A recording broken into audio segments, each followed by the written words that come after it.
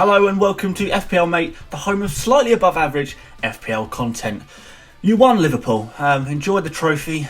Dear Lord, what a sad little life, Liverpool fans. You ruined my night completely so you could have the Premier League. But I hope you spend it on getting some lessons in grace and decorum, because you have all the grace of a reversing dump truck without any tyres on. So we've got loads to go through today. Because there's so much to talk about. It seems like FPL is going a bit loopy because the Premier League's going a bit loopy at the moment because so many things have changed in the way you should be playing it. So we're going to be talking about Liverpool players. They've now won the title, as I just alluded to. But are they still viable? Are they still essential? What do we want to be doing with our Liverpool players now that they've won the title? We're going to be talking about a lack of attacking options. We're going to be looking at some cheap midfielders. I know some of you have got some problem areas in midfield, perhaps Barnes not firing, Salah perhaps, maybe you've still got Grealish left over from the double game week and you're not too happy with him. So we're going to be talking about that as well. And then finally, we're going to be moving on to the captaincy picks for this week, which is actually kind of a tough one this week. It's really difficult with Manchester City playing Liverpool. It sort of adds an extra dimension of difficulty to this game week. So let's move on to the Liverpool situation. So, are Liverpool players still essential? Are they even still viable? Now they've won the league. Are they going to be going for all the records, or are they going to be perhaps rotating, playing some youth players, keeping the main players' fitness, but perhaps bringing in some more youth players? But we've seen Jurgen Klopp throw in all of his youth players when it comes to FA Cup matches, for example. So that suggests that he's very keen to get some young players in, and he's already subbed on some young players in the last couple of matches. So the signs of rotation are already there, and I do expect that to continue. So Trent Alexander-Arnold is now going to be sharing minutes with Nico Williams, the young right back, even though Trent is a young right back himself. It could be Gomez also filling in there potentially. Salah and Mané are going to be sharing minutes with Minamino. We've seen Jurgen Klopp is very keen to get Minamino some extra minutes, and then Harvey Elliott as well, which is a very rated, highly prospect. So he's going to be having some minutes as well. So this is definitely going to impact Salah and Mané to the point where maybe they do play some parts in games, maybe they don't play, they miss certain games completely, and there's going to be some random shockers, some disappointments there, I think, over the coming weeks. Gomez, I don't think his position is safe, although he can play a variety of positions and fill in at left back perhaps. But saying that, Robertson I think is the most safe, just because Milner is now out injured, so that means Robertson's the only recognised left back now aside from the youth players. I'm not sure if they've got any youth prospects there who can play left back perhaps, but maybe Gomez can fill in there as well. And Alisson, I think he's probably safe as well, unless they're going to be rotating the goalkeeper. That really would be a shocker. But now I do expect Alisson to be safe, and Robertson probably relatively safe as well. But the rest of them, honestly, because these players are so expensive, you don't want to be throwing all that money in to a player who's not necessarily going to be playing all of the minutes, all of the games, especially when you can use the money well elsewhere. These players are suddenly now not worth the sort of 13 million for one of the midfielders, 12.5 or so, or whatever it is. They're not worth this money anymore, and you've got to think, is my money best spent elsewhere where I can get a player in, redistribute the funds around the team? Can you bring in a Martial, for example, for Salah? That might be an actual a move that's actually really beneficial, even though Salah is obviously the better player. With the minutes that Martial's likely to have, it could be that Martial consistently outscores Salah for the rest of the season, or indeed Mané. So I would say there is still some data to be had. We still need to see what happens next, but there is. I don't think you should play with fear. I don't think you should be fear keeping have to have Liverpool players. I don't think there's that essential aspect anymore, because before it was you have to have Trent Alexander-Arnold, you have to have Mané or Salah, and I think that is gone now. You don't have to have them. They might still be nice to have, but if you can use the money well elsewhere, do it. Do it. That's all I have to say on that one. Next up, we've got a little bit of a lack of attackers. There is no strikers. They're firing in. What's going on? So Jiménez, as I've spoken to death about on this channel, he's the one you want to get. He's the only striker that is worth having. After that, it completely drops off. So this game week just gone, game week 31 plus, only 4 other attackers in the entire game of FPL scored a goal. So Kane got a goal, Dwight Gale got a goal. I can't see many people bringing him in. Nketiah got a goal. He's a very cheap player, but is he a player you want to be starting regularly? He's more of an enabler or a bench player, really, isn't it? And then Jay Rodriguez, who actually picked up a hamstring injury, adding to the desperate attacking options situation that they've got going on at Burnley. So Burnley not looking too good in attack there either. In fact, another stat for you, only 11 goals have been scored by attackers since the restart, and that's over 22 games. Only 11 goals have been scored by a striker. So you're talking one striker goal every other game. And that's only 4 strikers going to score goals. Only 4 strikers have more than 0.5 expected goals since the break as well. So it's not just that they're not scoring, it's that they're not getting in positions to be scoring either, the strikers that we have on offer. So the 4 strikers who have higher than 0.5 expected goals since the break are Jiménez, who we know about, Aubameyang, who's played 3 games, Ings, who is a massive rotation risk, he can't play 2 90-minute games in a week, no chance, and then Joelinton as well, who, again, can't see anyone breaking their backs to bring in Joelinton. So there's a huge lag. The striking options that we've got are not firing, and then some of the best strikers who are actually firing, such as Martial, he's actually listed as a midfielder. You could say a similar thing about Richarlison, although he's not firing. He's another great striker option who is not actually listed as a striker. So yeah, it does suggest that maybe we need to move the money into midfield and get some of them. And then on the other hand, you've got some of the most premium strikers in the game, such as Aubameyang and Rashford, the real high-priced strikers, and they're not even playing up front. They're playing in the left wing position. So who do you go for? Not Aubameyang, as he's playing wide and he's playing fairly deep. Though he has, I do think if you've got him, you've got to keep him for the game against Norwich. I think something could happen there. Not Rashford, because Martial is the better option. I think that is that's as simple as you look at it. If you're going to get Rashford or Martial, you get Martial and you just put the money into midfield. Ings can't play 2 games in a week, as I've said. Abraham has great fixtures, but he's not even starting. He's a massive rotation risk with Giroud there. Do we trust Kane to get in to score a few more goals? I don't. Maybe, I guess he's not a bad option, but I'd like to give him a couple more games to get himself back up to full fitness. If he's going to be scoring, he's got 5 points this game week, 1 goal, 1 yellow card. It's not a fantastic return, is it? And he didn't look quite fully there, but when he got his chance, he obviously grabbed it. But I do think he needs a couple more games. Jesus could be a shout, depending on Pep. I heard the only reason he missed the game against Chelsea is because he had a slight injury. Not necessarily a slight injury, but Matt Paps wasn't fully fit for the game. But is he going to come back in now and is he going to be nailed on? We never know with Man City, really. And Nketiah could be a shout, but he's just because he's so cheap, so he's very easy to bring in, and then whatever money you've made there, I guess you can just throw into midfield.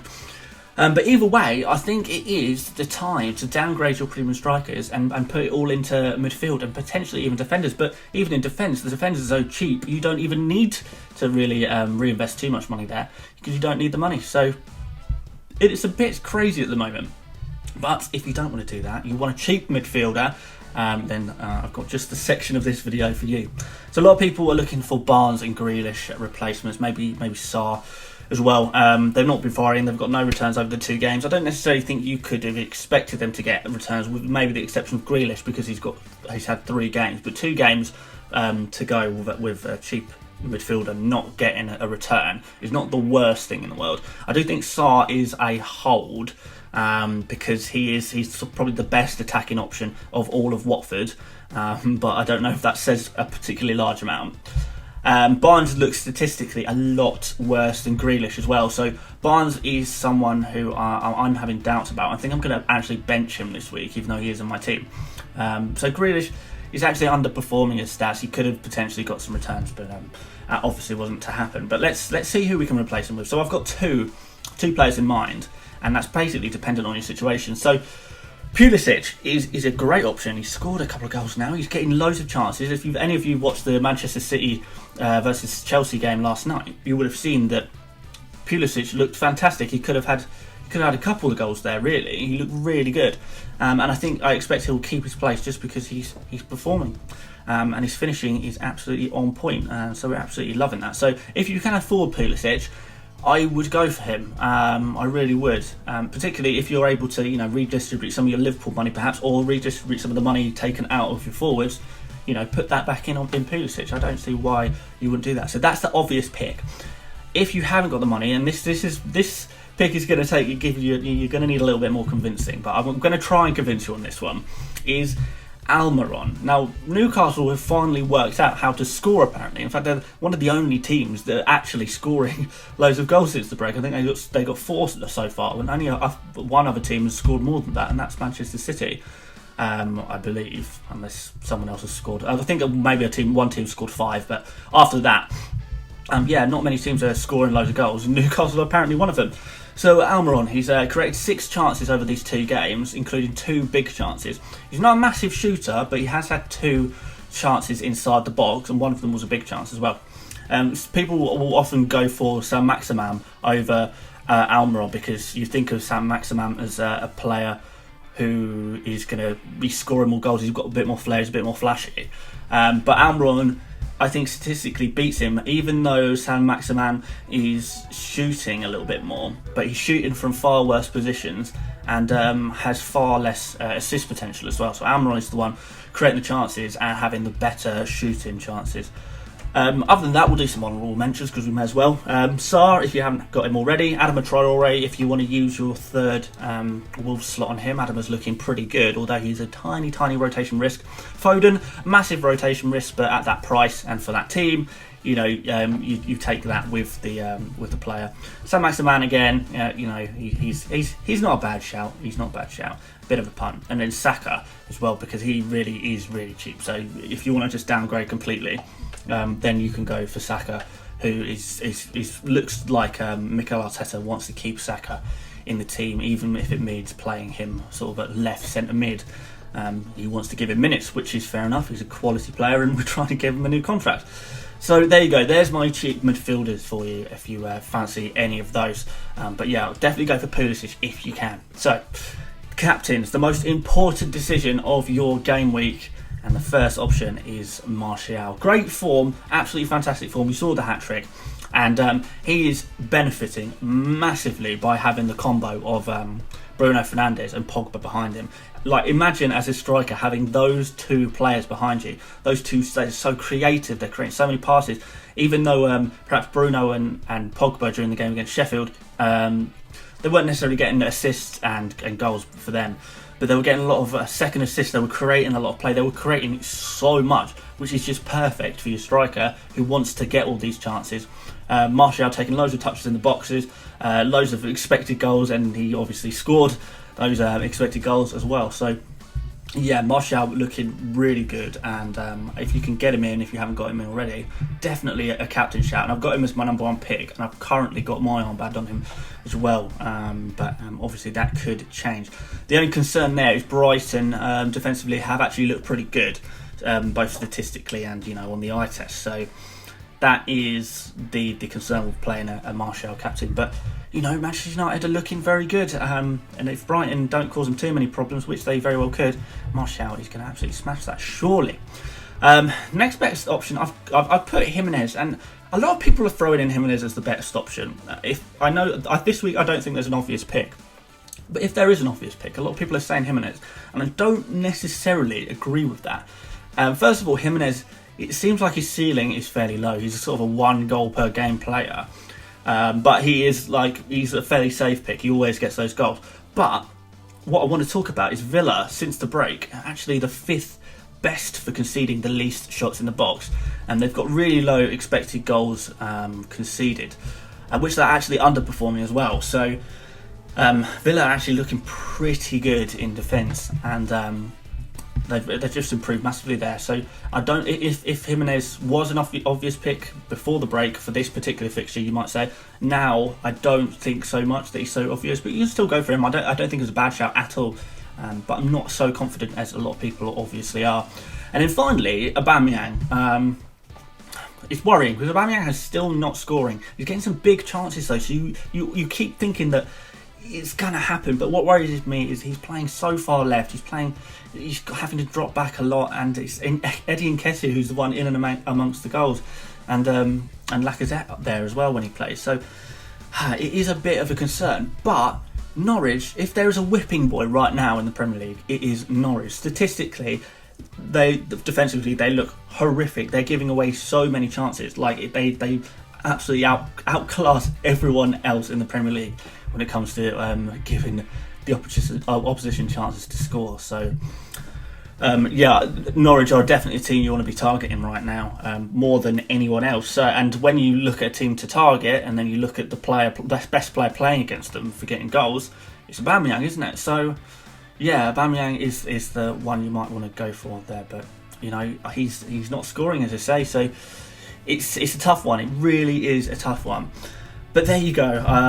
Hopefully that's covered everything. Don't forget the deadline tomorrow is at 11:30 UK time, and whatever time that is in your respective countries. So slightly earlier than usual.